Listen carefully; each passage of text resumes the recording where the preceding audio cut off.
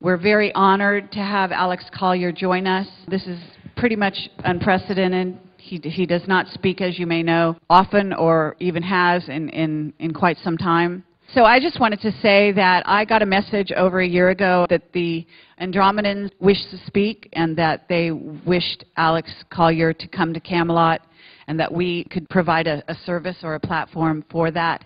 So we've been working to have that happen. It's taken quite some time.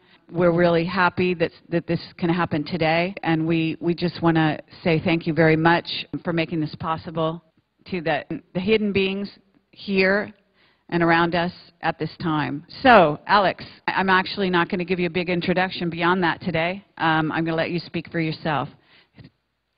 Ladies and gentlemen, Alex Collier.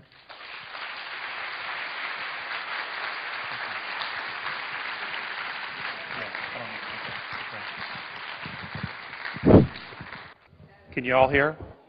All right, great. I want to thank all the speakers. I was at home yesterday watching the streaming, and God, they were just, George Green and just all of the speakers, just fantastic, and they give so much. And I know that all of you here give so much, and you try in your own way to share the light. I mean, there's two ways to be the light, and one is to be the candle, and the other is the mirror that reflects the candle. And we live in an extraordinary time on Earth. I mean, absolutely extraordinary. In the next several years, you're all going to think you're living in a science fiction movie. And you are living in a science fiction movie, except it isn't a movie, it's reality. If you want information on me, I think there's some on the web, both pro and con. And, I'm just going to get right into it. I'm going to give you some updates, and then we're going to talk about some things that I was specifically asked to speak to you about from Morine.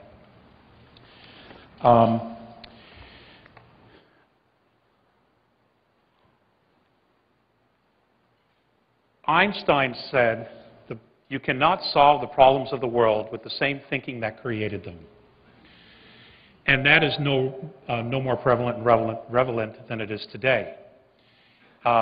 We have enormous problems, or challenges, I should say, challenges, that take enormous amounts of brainstorming and solutions.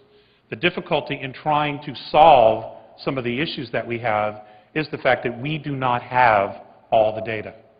And the two gentlemen that were up here prior to alluded to that.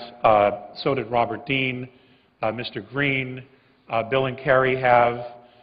So many of the speakers, as we keep trying to go forth and gather all the information to try to solve this out. I, like many of the other speakers, and each of you, have a small piece of the puzzle. Now, we're going to talk about some of that today. I know that there's an awful lot of talk about disclosure. I know that in the exopolitics community there's a great deal of talk about disclosure.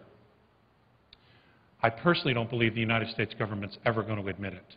It'll probably come from another country, India or China, first. Or the extraterrestrials themselves are going to show themselves and just say, hey, this charade's gone on long enough, which is probably the highest probability at this point. And we will talk about some of that today. I had honed my presentation for an hour because that's what I thought I had. In talking about solving the problems, at the very top of our power structure, the planet Earth lives in a pyramidal power structure. Extraterrestrial civilizations no longer use that power structure, the pyramidal power structure. They have been using a holographic ever since the end of the Orion Wars, okay, which would be in our linear time about 360,000 years ago. Since then, most of the civilized, benevolent civilizations, including some of the rogue, regressive groups, and they are a minority, have been using a holographic social structure. And we're going to talk about that today, okay? We're also going to talk about creating a new domain of knowing, a space in which we can create an opportunity for Earth to be mentored, because we need some help here. We are a little bit in over our heads. Okay? So, it takes me a little while to warm up here. I'm a little rusty.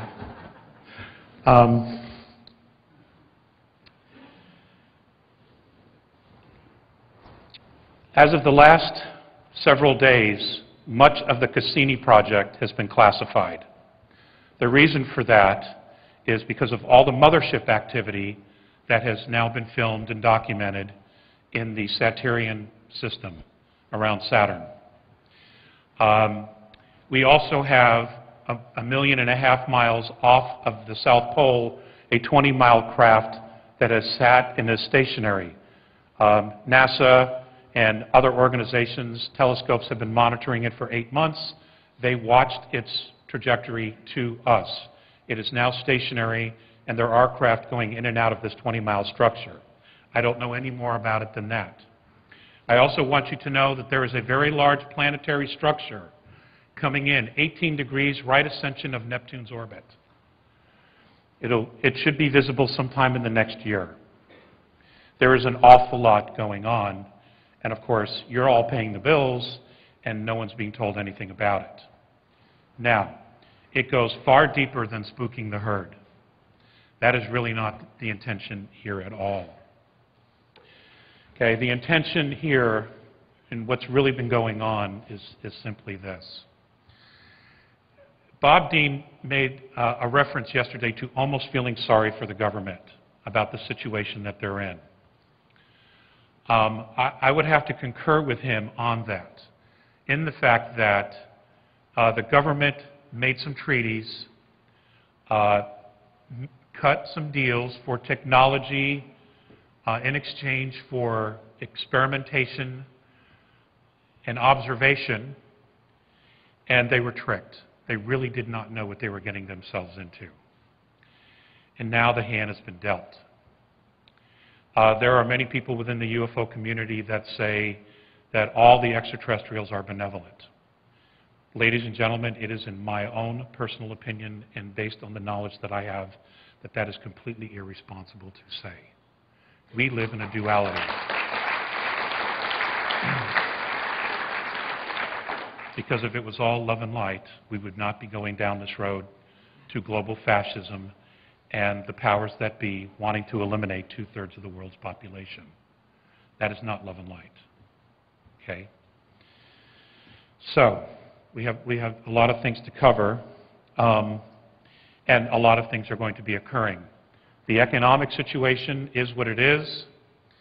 Mr. Green gave a fantastic presentation yesterday. There is absolutely nothing that I disagree with him about.